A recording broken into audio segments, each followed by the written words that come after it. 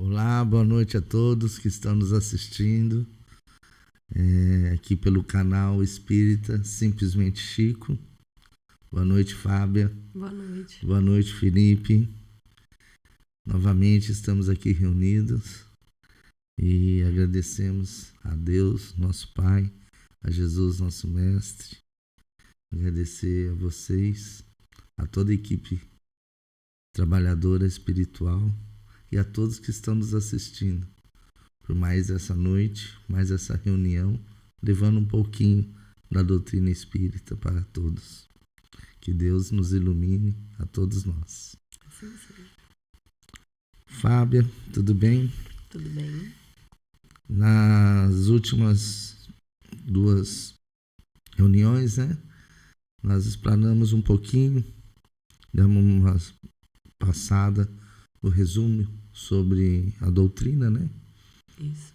Falamos um pouquinho das encarnações, das vidas passadas, um pouquinho sobre a obra do Evangelho segundo o Espiritismo, dos espíritos que ajudaram na formação dessa obra. E agora temos que adentrar um pouco, na leitura da obra em si. E como nós tínhamos dado uma passada, explicamos que o Espiritismo e o ser humano, eles estão ligados. Então o Espiritismo sempre esteve junto do ser humano. Um é consequência do outro, a vida encarnada é consequência da vida espiritual. Porém, não se tinha ainda aqui na Terra, entre os encarnados, um ambiente propício para a difusão, a propagação, da doutrina espírita. E isso vai se fazendo conforme o desenvolvimento humano, E nós tivemos desde lá então de trás as pessoas que vinham com a missão de propagar, assim como Moisés, propagar as leis de Deus, o Cristo, Nosso Senhor veio também para falar, ensinar o cristianismo. Mas antes disso, ainda lá atrás, nós tivemos os primeiros precursores do cristianismo, podemos falar até assim, do cristianismo, do espiritismo, que temos os filósofos Sócrates e Platão. Então nós hoje vamos ler um resumo da doutrina de Sócrates e Platão, porque quando falamos de Sócrates e Platão, é sempre os dois juntos,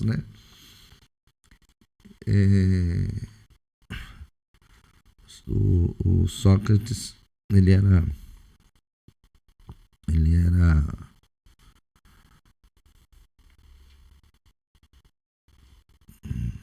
fugiu a palavra. Desculpa. Ele era, junto com Platão, ele que escrevia, Sim. E então sempre um é ligado ao outro nas filosofias. E vamos então ler um pouco do resumo da doutrina para nós podermos fazer da entrada, nos estudos. Perfeito. Então, do Evangelho. Então nós vamos para a página 19 do Evangelho segundo o Espiritismo. Perfeito. Onde está o resumo da doutrina de Sócrates e Platão. Você faz a leitura, por favor? Faço. Então aqui na introdução, resumo da doutrina de Sócrates e Platão.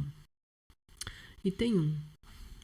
O homem é uma alma encarnada. Antes da sua encarnação, ela existia junto aos modelos primordiais, as ideias do verdadeiro, do bem e do belo. Separou-se deles ao encarnar-se e, lembrando seu passado, sente-se mais ou menos atormentada pelo desejo de a eles voltar. Não se pode anunciar mais claramente a distinção e a independência dos dois princípios, o inteligente e o material. Além disso, temos aí a doutrina da preexistência da alma, da vaga intuição que ela conserva, da existência de outro mundo ao qual aspira, de sua sobrevivência à morte do corpo, de sua saída do mundo espiritual para encarnar-se, e da sua volta a esse mundo após a morte. É, enfim, o germe da doutrina dos anjos decaídos. Item 2. A alma se perturba e só um confunde. minutinho, por favor. Acho que o microfone seu tá... Puder. Só ajustar um pouquinho. Item 2. A alma se perturba e confunde quando se serve do corpo para considerar algum objeto. Sente vertigens como se estivesse ébria, porque se liga a coisas que são, por sua natureza, sujeitas a transformações. Em vez disso, quando contempla sua própria essência, ela se volta para o que é puro, eterno, imortal, e sendo da mesma natureza, permanece nessa contemplação tanto tempo quanto possível. Cessam então as suas perturbações, e esse estado da alma é o que chamamos de sabedoria. Assim, o homem que considera as coisas de baixo, terra a terra, do ponto de vista material, vive iludido. Para apreciá-las com justeza, é necessário vê-las do alto, ou seja, do ponto de vista espiritual. O verdadeiro sábio deve, portanto, de algum modo isolar a alma do corpo para ver com os olhos do espírito. É isso que ensina o Espiritismo. Certo. Então, assim como nós tínhamos passado, nós aqui mostra claramente que desde aquela época já deslumbrava a encarnação e as vidas passadas, né? Como nós falamos, cada encarnação o espírito traz um pouco das suas vivências passadas, né? Um pouco das suas, vamos pôr assim, do que aprendeu das outras vidas, das isso, situações que viveu, né? Uhum. Então, nada, não começa do zero, né? Pois se assim fosse, não teríamos aí mentes fabulosas, né? Pessoas fabulosas, crianças que às vezes mal aprendeu a falar, toca instrumentos sem ninguém ter ensinado. Então nós trazemos junto conosco já sempre algo que nós já vínhamos aprendendo. E ela vai surgindo em forma de intuição, em forma de facilidade no aprendizado, né? E afinidade, às vezes. Afinidade, né? isso. Eu gostaria de ser isso. Às vezes na família ninguém tem tendência a fazer uma determinada vocação e aí eles têm essa intuição. Exato. E assim, aqui vem comprovar tudo o que o Espiritismo nos ensina, né? Então, desde essa época, Sócrates e Platão, na sua doutrina, já tinha essa visão. Vamos um pouco mais para frente. Posso seguir? No item 3, né? Certo. Item Pode 3. seguir, por favor. Enquanto tivermos o nosso corpo e a nossa alma Deixa eu voltar. Enquanto tivermos o nosso corpo e a nossa alma encontrar-se mergulhada nessa corrupção, jamais possuiremos o objeto de nossos desejos, a verdade. De fato, o corpo nos oferece 1000 obstáculos, pela necessidade que temos de cuidar dele.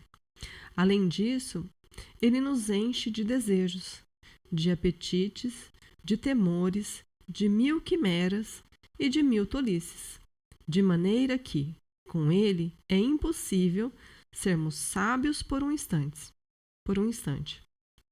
Mas, se nada se pode conhecer puramente, enquanto a alma está unida ao corpo, uma dessas coisas se impõe, ou que jamais se conheça a verdade, ou que se conheça após a morte. Livres da loucura do corpo, então conversaremos. É de esperar, com homens igualmente livres, e conheceremos por nós mesmos a essência das coisas. Eis porque os verdadeiros filósofos se preparam para morrer, e a morte não lhes parece de maneira alguma temível. Aqui cita, entre parênteses, o céu e o inferno, primeira parte do capítulo 2 e a segunda parte do capítulo 19. Não, capítulo 1. Então está entre parênteses aqui. Temos aí o princípio das faculdades da alma, obscurecidas pela mediação dos órgãos corporais e da expansão dessas faculdades depois da morte.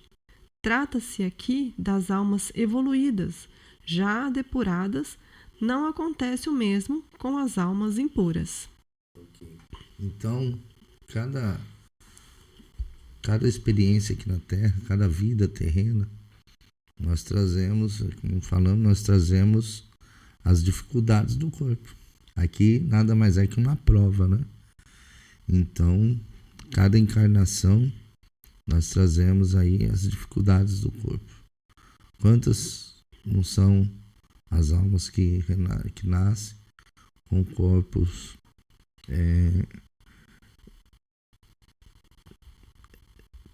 deficiente de alguma forma, né? Com alguma deformidade, né? Alguma deformidade natural, ou alguma deformidade no meio da vida, por um acidente, ou por doença, ou por alguma coisa assim. Tudo isso são as missões que nós temos aqui, né? Para conseguirmos resgatar nossas falhas passadas, ou aprender novas lições, certo? Então, no Espiritismo é uma das poucas doutrinas, poucas religiões que dá essa visão, essa explicação para nós. Porque muitos cobram por que Deus permite nascer crianças com deformidades. Por que Deus permite uma pessoa viver uma vida, às vezes, tão difícil? E a resposta está aí. Aqui é uma prova. Essa vida aqui na Terra, ela é uma prova. Uma prova que devemos passar para o nosso melhoramento espiritual, nosso melhoramento como espírito, e aqui encarnado como pessoa. Então, nós viemos resgatar as nossas dívidas passadas, onde muitas vezes extrapolamos os nossos corpos, as nossas faculdades. Quantas não são as doenças causadas pelos nossos vícios, pelas bebidas, por drogas, por alimentos, exagero, pelos excessos em si. Quantos não são Pessoas em que passamos em cima como um rolo compressor, por termos as faculdades da inteligência às vezes mais aprimoradas. Quantos não são pessoas que tais faculdades não veem a riqueza junto, e dessa riqueza não se faz as extrapolias ao invés de ajudar o próximo. Depois temos as contas a acertar. E essas contas vêm, né? Às vezes na mesma vida, mas muitas vezes nas próximas encarnações. O sábio se vê como débil, o rico como miserável, o corpo sadio com as suas deformidades, a beleza transformada. E assim viemos muitas vezes pedindo para Deus, nosso Pai, nos darmos essa chance. Poucos são as vezes que vemos assim e com revoltas. Porque ali nos está dando a chance de resgatarmos as nossas falhas passadas. Prova disso, quantos e quantos são pessoas que têm dificuldades muito maiores do que as nossas, que nos vemos como os normais. Quantos são pessoas que não têm movimento das mãos, mas são hábeis para tocar um instrumento musical com os pés. Quantos são pessoas que até pouco tempo achávamos idiotias, mas têm a felicidade estampada no rosto. Enquanto nós, as preocupações do dia a dia. Quantas crianças com as suas dificuldades mentais abraçam seus pais com carinho, com amor. Quantos são os relatos desses pais que não vê nos outros filhos, que aqui achamos normais, não vê o mesmo amor, o mesmo carinho, a mesma felicidade da vida. Porque esses espíritos encarnados assim estão tendo ali a oportunidade, a chance do resgate de suas falhas. Nós não devemos jamais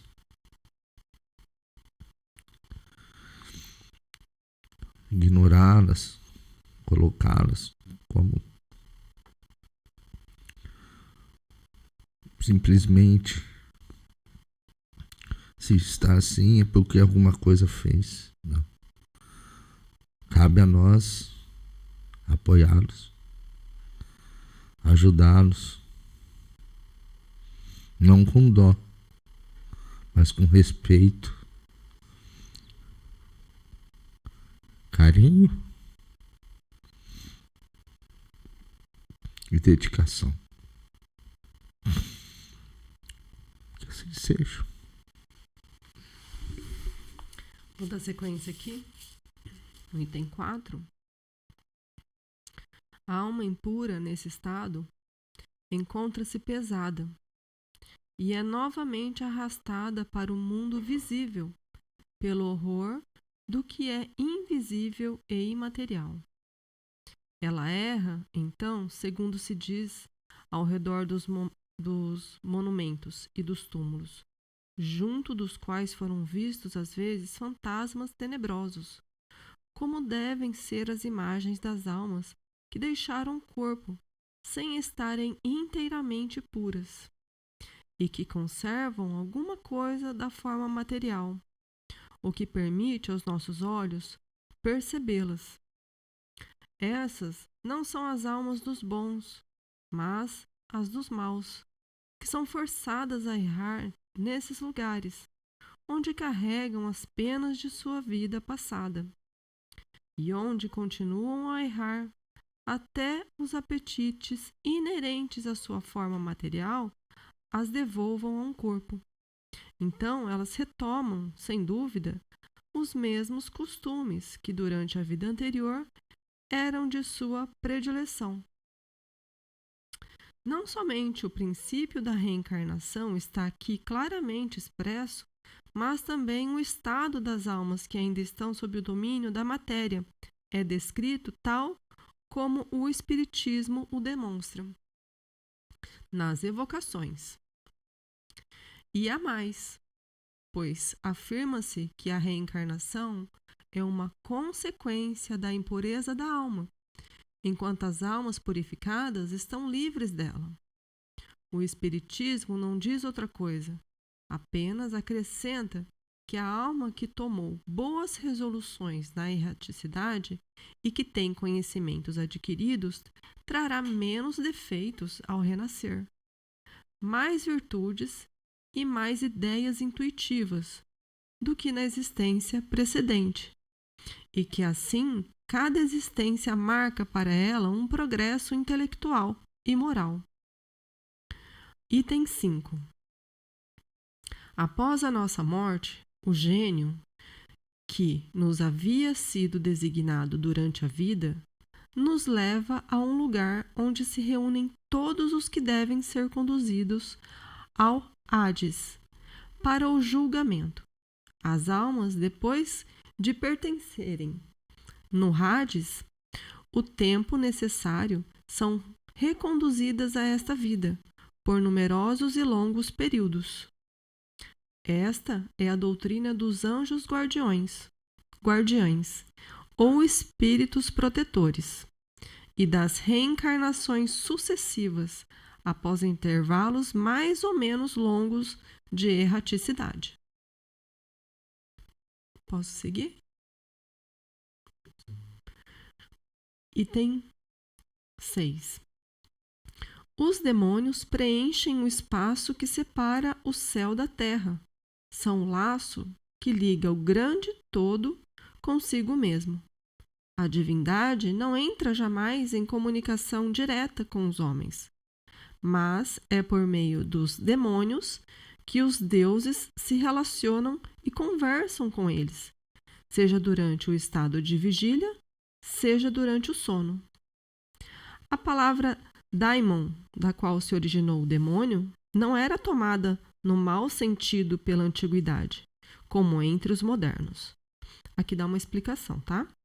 Não se aplica essa palavra exclusivamente aos seus malfazejos, mas aos espíritos em geral, entre os quais se distinguiam os espíritos superiores, chamados deuses, e os espíritos menos elevados, ou demônios, propriamente ditos, que se comunicavam diretamente com os homens.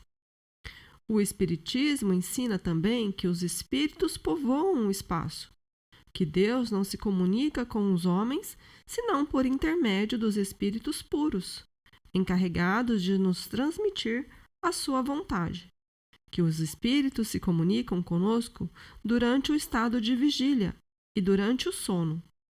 Substituí a palavra demônio pela palavra espírito, e tereis a doutrina espírita. Ponde a palavra anjo e tereis a doutrina cristã. Certo? Na época de Platão, então a palavra demônio não tem a mesma denominação que tem hoje, certo? Então por isso essa mudança no vocábulo. E aqui, segundo a doutrina de Platão,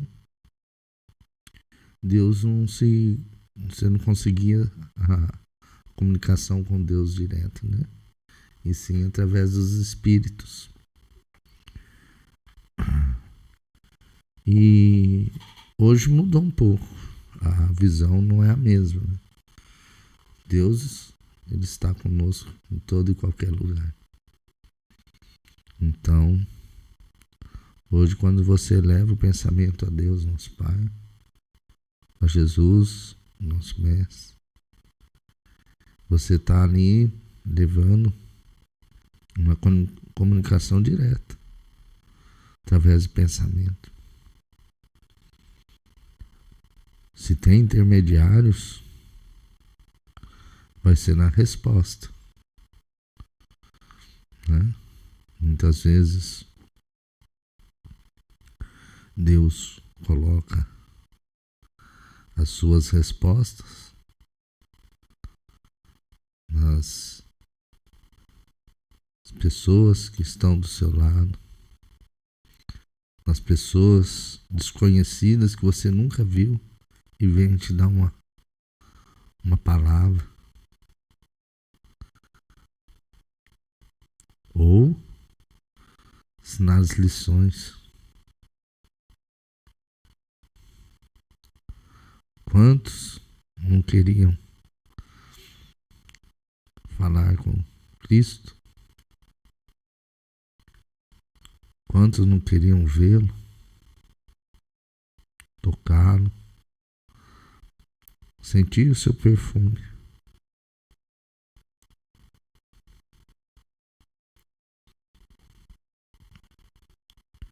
Nós podemos fazer através do pensamento, mas tocá-lo e vê-lo só podemos de uma maneira, conforme ele nos ensinou.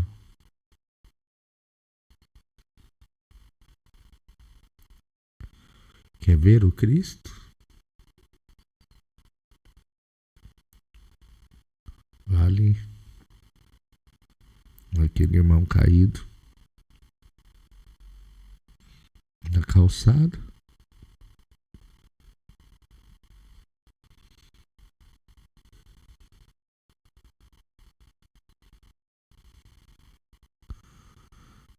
Quer sentir o seu perfume?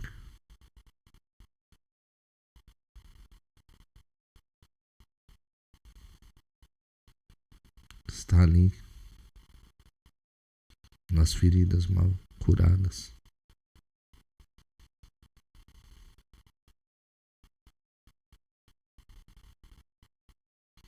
Ali está Cristo. Cuide do irmãozinho que você está fazendo a ele.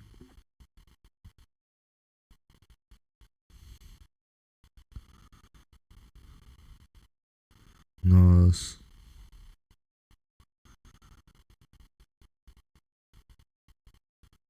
vimos uma palestra de João Berbel.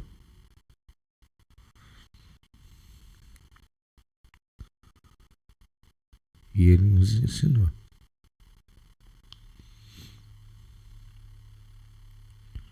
Ele, na sua facilidade de desdobramento do corpo, foi dormir pedindo. Tanto que ele faz. Será que ele teria a chance de, num desdobramento,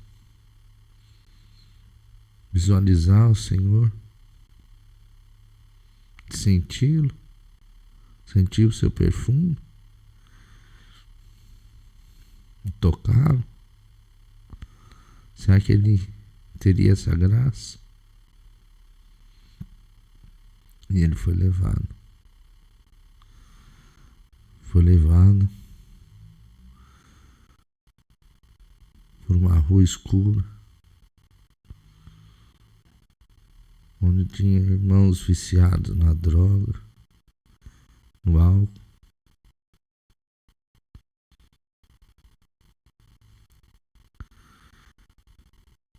Com feridas abertas, corpo sujo, gente passou mal, sentiu o cheiro da bebida, sentiu mal, sentindo o mau odor do corpo.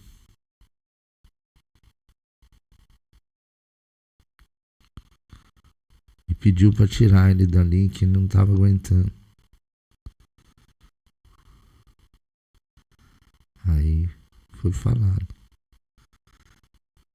Queria sentir o perfume de Cristo, tá aí. Nesses irmãozinhos que a gente passa durante o dia e não vê. Passa do lado e não vê. É como se não existissem. Ah, mas eles estão assim porque escolheram.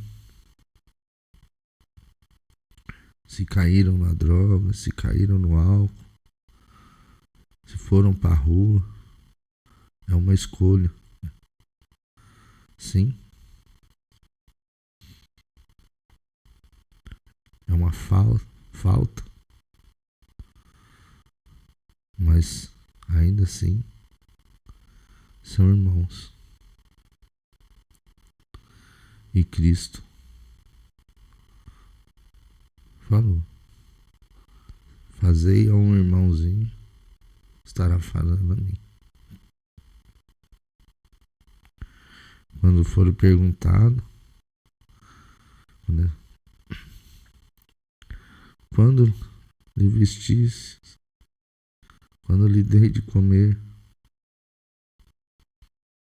ele respondeu: quando vestisse a um irmão, quando desse de comer a um irmão, é a mim que você estava dando.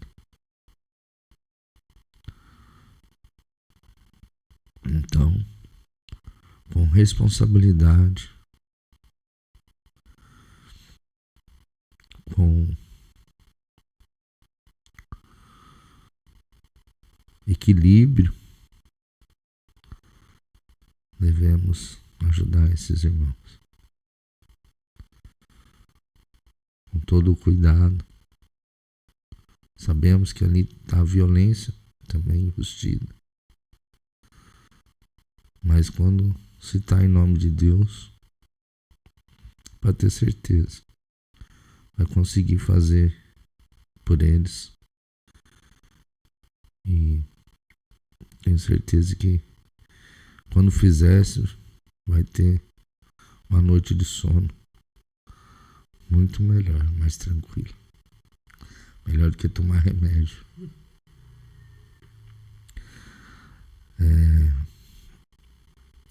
Peço desculpas se às vezes sai fora um pouco do contexto, pois as palavras muitas vezes não são nossas, somos só instrumentos do tempo também, né, Fábio? Não deu tempo de ler tudo. Mas está dentro do tema, porque tá. Aqui só vou ler mais um trecho, porque a gente está encerrando, mas está dentro quase no tempo. Exatamente isso. Ó. No item 7, tá aqui, ó. A preocupação constante do filósofo, tal, entre parênteses, tal como o compreende Sócrates e Platão, é a de ter o maior cuidado com a alma, menos em vista desta vida, que é apenas um instante, do que em vista da eternidade. Se a alma é imortal, não é sábio viver com vistas à eternidade? E isso daí que você acabou de citar é você vendo para a eternidade, né? E isso encerra aqui um trecho, aí depois entra o cristianismo e o espiritismo, ensinam a mesma coisa aqui, né? Sim, então esses não vão deixar para a próxima reunião, certo? A próxima reunião vai ser a página 22, né? Na introdução. Isso, na introdução. O item 8. Isso. O cristianismo e o espiritismo ensinam a mesma coisa. Certo. Quero passar para quem não tem ainda o Evangelho segundo o Espiritismo. Nós não vendemos livros, nós não temos nada, não podemos aqui fazer nada. Mas pediria quem pudesse comprar na livraria FCX, Francisco Cândido Xavier, que é do filho do Chico Xavier, que é através da venda desses livros que ele mantém a casa do Chico Xavier. Então eu vou estar passando aqui o telefone, um e-mail, e quem puder fazer a compra lá, a gente agradece para estar ajudando o Eurípides, né? Às vezes me falam, Marcelo, você fala filho do Chico, mas o Chico não teve filho. É filho de coração.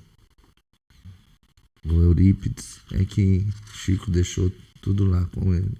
Pediu para que ele cuidasse. Chico ajudou ele desde criança. Ele é um doutor. Ele é clínico. Como é que fala? Não fala mais dentista, é ortodontista. Aposentado já, né? E a vida dele hoje é cuidar do acervo do Chico Xavier, da casa de Chico. Quem quiser conhecer também, é uma experiência única, viu? Então vou estar passando. Chama-se Livraria FCX. O telefone, o código 34, o telefone 3336 5967. Vai deixar? Consegue deixar? Então vai estar na descrição do vídeo, tá ok? Livraria FCX. Lá você vai ter a venda de livros online e aí você vai estar comprando. Mostrar mais uma vez, né, Fábio? Nós já mostramos aqui a capa. O Evangelho segundo o Espiritismo, na tradução de Herculano Pires, José Herculano Pires. Se puder mostrar, por favor. É esse daqui. Dá pra ver? Baixa um pouquinho. Aí. Tá? Porque às vezes tem outras traduções e é a mesma coisa, mas muda algumas palavras. Então, se puder ser esse aqui, a gente segue juntinho. Fica mais fácil. Tá? O Evangelho segundo o Espiritismo, tradução José Herculano Pires. Dá para colocar tudo lá então, Felipe, na descrição? Tá. E aí fica à vontade de comprar onde quiser. A gente pede, se puder ajudar lá contribuir com o trabalho do Eurípides, a gente fica muito grato.